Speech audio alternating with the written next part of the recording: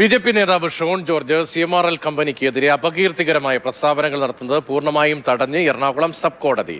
ആലപ്പുഴ തീരത്തെ കരിമണൽ ഖനനത്തിൽ CMRLന് നേരിട്ട് പങ്കില്ലെന്ന് കോടതി ചൂണ്ടിക്കാട്ടി. ഇതിന്റെ പേരിൽ CMRLന്റെ വിശ്വാസ്യത തകർക്കുന്ന നടപടികൾ പാടില്ല. ഷോൺ ജോർജിനെതിരെ നേരത്തെ ഏർപ്പെടുത്തിയ വിലക്ക് സ്ഥിരപ്പെടുത്തിയാണ് സബ് കോടതി അന്തിമ ഉത്തരവിറക്കിയത്. ബിനിലാണ് വിവരങ്ങളുമായി ചെന്നത്. ബിനിൽ, CMRL കമ്പനിക്കെതിരായ പ്രസ്താവനകൾ കോടതി പരിപൂർണമായി തടയുന്ന സാഹചര്യം, കോടതി എങ്ങനെയാണ് ആ കാര്യങ്ങൾ വിശദീകരിക്കുന്നത്?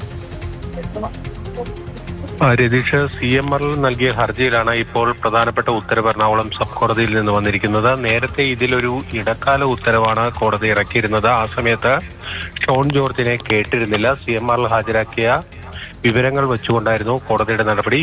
ഇക്കുറി അന്തിമ ഉത്തരവ് വരുമ്പോൾ ഷോൺ ജോർജിന്റെ ഭാഗം കൂടി കേട്ട് അന്തിമമായ വിധി പ്രസ്താവമാണ് ഇപ്പോൾ സബ് കോടതിയിൽ നിന്ന് വരുന്നത്. നേരത്തെ ഷോൺ ജോർജിനെ CMRLനെതിരായ അപകീർത്തികരമായ പരാമർശങ്ങളിൽ നിന്ന് കോടതി വിലക്കിയിരുന്നു. ആ വിലക്ക് സ്ഥിരപ്പെടുത്തുകയാണ് ഇപ്പോൾ സബ് കോടതി ചെയ്തിരിക്കുന്നത്. അതായത് CMRLന്റെ വിശ്വാസ്യതയെ തകർക്കുന്ന രീതിയിലുള്ള ഒരു പ്രതികരണങ്ങളും ഇനി BJP നേതാവ് ഷോൺ ജോർജിന്റെ ഭാഗത്ത് നിന്ന് ഉണ്ടാവരുത് എന്ന് തന്നെയാണ് കോടതി പറഞ്ഞിരിക്കുന്നത്. കാരണം ആലപ്പുഴയിലെ കരിമണൽ ഖനനവുമായി ബന്ധപ്പെട്ട് CMRLന് നേരിട്ട് പങ്കുള്ളതായി ഒരു തരത്തിലുള്ള രേഖകളുമില്ല. അത് ഷോൺ ജോർജിനും തെളിയിക്കാൻ കഴിഞ്ഞിട്ടില്ല. ആ ഒരു ഘട്ടത്തിൽ CMRLനെ എതിരായിട്ടുള്ള പരാമർശങ്ങൾ, അപകീർത്തികരമായ പരാമർശങ്ങൾ പാടില്ല എന്നാണ് കോടതി വ്യക്തമാക്കിയിരിക്കുന്നത്. നേരത്തെ സമൂഹ മാധ്യമ പേജുകളിൽ നിന്ന് മെറ്റ ഈ പരാമർശങ്ങൾ നീക്കിയതായി കോടതി അറിയിച്ചിരുന്നു. അതോടൊപ്പം തന്നെ അവർ മറ്റൊരു കാര്യം കൂടി കോടതിയുടെ ശ്രദ്ധയിൽപ്പെടുത്തിയിട്ടുണ്ട്.